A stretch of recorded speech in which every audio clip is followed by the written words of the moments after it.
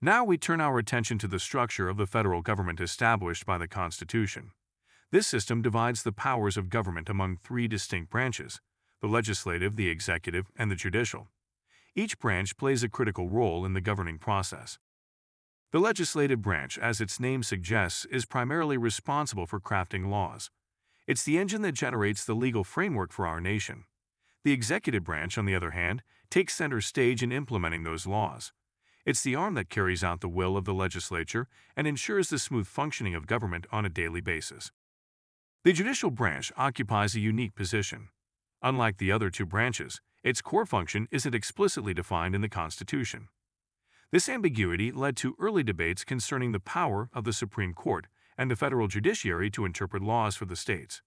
As we'll explore in future lectures, the concept of judicial review gradually emerged, solidifying the Supreme Court's role as the ultimate arbiter of constitutionality.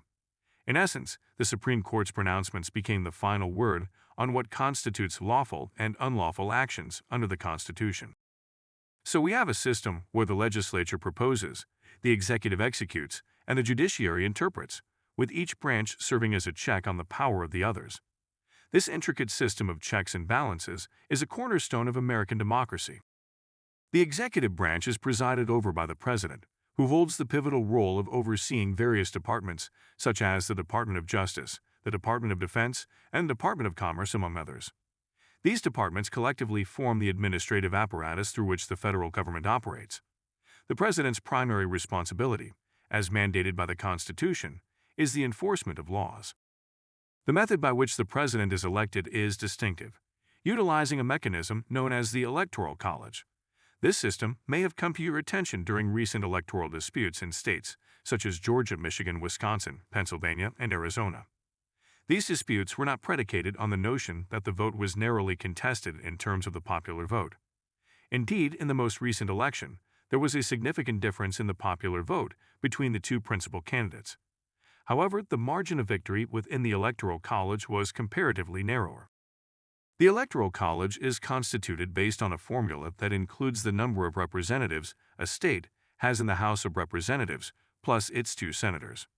This structure means that states like California have a significant number of electoral votes due to their large representation in the House, whereas states with minimal representation, such as Wyoming, have fewer electoral votes. In a presidential election, candidates present a slate of electors in each state who pledge to vote for them.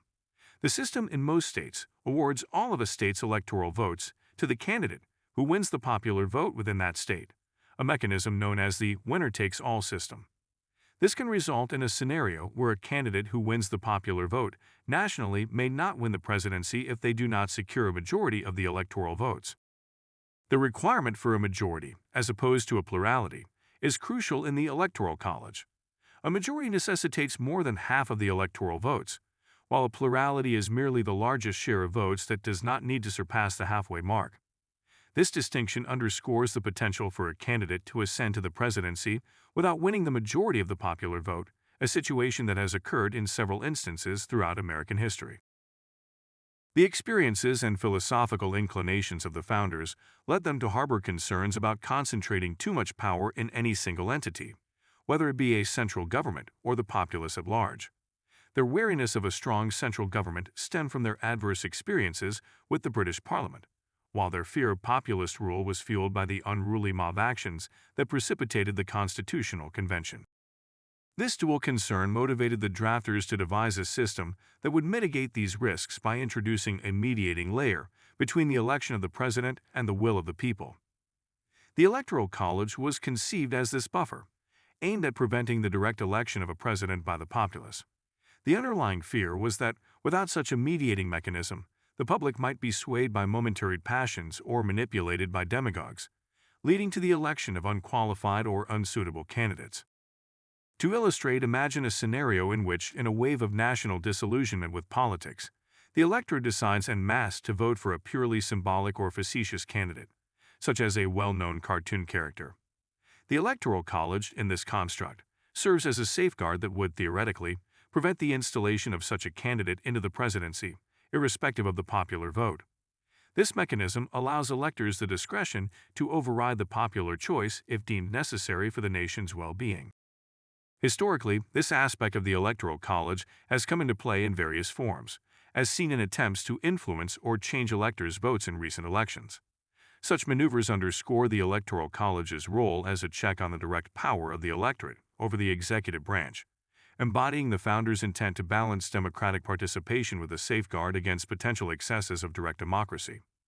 It is important to note that while there have been electors who changed their votes, referred to as faithless electors, in various elections, no national election has ever been decided by faithless electors. The primary rationale behind the Electoral College's creation was to ensure a moderated and deliberative process for electing the president, reflecting a profound concern for both the stability of the republic and the prevention of tyranny, whether originating from a monarch or a mob. The secondary rationale behind the establishment of the Electoral College relates to the framers' vision of the United States as a federation of states, each possessing a degree of autonomy and influence over national affairs. This perspective is rooted in the constitutional principle that the president should be elected through a process that reflects the state's role in the federal structure, rather than through a direct popular vote. An intriguing aspect of the U.S. Constitution is its provision allowing states considerable leeway in determining the method for selecting electors. Initially, this flexibility meant that in the first presidential election, electors were predominantly appointed by state legislatures rather than being chosen through a popular vote. This arrangement underscored the notion that the election of the president was a matter for the states to decide, reflecting their sovereign status within the Union. It was only subsequently that states began to establish laws prescribing the election of electors by the people, a shift that gradually democratized the process. However, the Constitution's original language maintains the state's prerogative to decide how electors are chosen, a testament to the enduring importance of federalism in the American political system. The office of the president is defined by a 4-year term, with the possibility of re-election. Notably, the Constitution originally imposed no limit on the number of terms a president could serve. This absence of a term limit led to the establishment of a 2-term tradition by George Washington, who voluntarily stepped down after his second term. This precedent of relinquishing power after 2 terms persisted until Franklin D. Roosevelt's 4 elections to the presidency in the 1930s and early 1940s. In response to Roosevelt's unprecedented tenure, the Constitution was amended to restrict the presidency to 2 consecutive terms, reinforcing the principle of periodic leadership renewal as a safeguard for democracy. The primary function of the legislature is to create laws. However, the structure of this branch is unique. The United States Congress is considered bicameral, meaning it consists of 2 chambers, the House of Representatives and the Senate. This bicameral structure emerged from a key debate during the Constitutional Convention. One faction argued for a unicameral legislature with equal representation for each state. This approach ensured that the voice of each state, regardless of size, would be heard. However, others countered that such a system would give undue power to less populous states, effectively diminishing the influence of larger states and their citizens. Imagine, for instance, that Delaware had the same number of representatives as Virginia. In this scenario, the people of Virginia would have considerably less influence on the government compared to their counterparts in Delaware. On the other hand, a legislature based solely on population would overwhelm the voices of citizens in smaller states. Delaware, with its significantly smaller population compared to Virginia, would find its voice drowned out. The solution crafted by the Founding Fathers was a bicameral legislature that incorporated elements of both proposals. The House of Representatives reflects population distribution. The number of representatives allotted to each state is directly tied to its population, ensuring a proportional voice for more populated states. To maintain this balance, a census is conducted every 10 years to determine any necessary adjustments in representation. This explains the recent census and the potential for states like California to gain or lose representatives based on population shifts. The Senate, however, takes a different approach. Originally, senators were not elected by the people, but rather appointed by state legislatures or governors. This system ensured that the interests of the states themselves were directly represented within the federal government. In simpler terms, the Senate champions the interests of the states as a whole, while the House champions the interests of the people. The 17th Amendment, ratified in 1913, changed how senators are chosen. Today, senators are directly elected by the people within their respective states and serve 6-year terms with the possibility of re-election. Similarly, members of the House serve 2-year terms with the opportunity to be re-elected by their constituents. There are no term limits for either senators or representatives. As long as they continue to win elections, they can serve in Congress indefinitely. This might explain the presence of some senators well into their 80s and 90s. The judiciary holds the responsibility of determining whether laws passed by the legislative branch and actions taken by the executive branch comply with the supreme law of the land, the Constitution. This power is central to the concept of checks and balances within the American political system. Federal judges, including those on the Supreme Court, are appointed by the President and confirmed by the Senate. Unlike elected officials in the other branches, federal judges enjoy lifetime tenure. They serve until they retire, pass away, or are removed from office through impeachment. The recent passing of Justice Ruth Bader Ginsburg and Justice Antonin Scalia exemplify this. We'd also seen instances of retirement, such as that of Justice John Paul Stevens, and resignation, like that of Justice Anthony Kennedy. While the judiciary may not garner the daily spectacle associated with the legislative or executive branches, its power is arguably the most consequential. Judicial pronouncements hold significant weight. There are only 2 ways a judicial decision can be overturned. The court itself can reverse its stance, though this is uncommon, or the Constitution can be amended, a complex and challenging process. In essence, the judiciary acts as the silent guardian of the Constitution, ensuring that the other branches function within the boundaries established by this foundational document. Their rulings have the potential to shape the course of the nation, making the judiciary a vital pillar of American democracy. Consider this. In the original design of the federal government, only a single branch, the House of Representatives, was directly elected by the people. Why this limited mandate?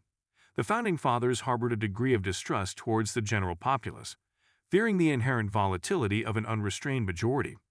There was genuine concern that placing too much power in the hands of the people could lead to societal instability and undermine the fledgling government. This philosophy was heavily inspired by the writings of John Locke, particularly his emphasis on the protection of property rights. The prevailing belief among the founders was twofold. Firstly, only property owners had a true stake in the nation, as articulated in Locke's work, and secondly, that ownership fosters a sense of responsibility and aligns individual interests with the broader interests of the country. Conversely, those lacking property might prioritize their own well-being over that of the nation. This deliberate structure, with limited direct input from the citizenry, was further reinforced by the complex system of checks and balances we see embedded in our Constitution. Understand, this was no accident. Imagine introducing a new law. It must laboriously navigate committees, pass through both legislative chambers, reconcile potential discrepancies, earn presidential approval, and even then, face legal challenges in the courts. Efficient? Certainly not. Effective at preventing any single individual or faction from exercising undue power? Absolutely. The fear the Founding Fathers held was not limited to the potential excesses of the people, but also to the potential tyranny of a centralized government.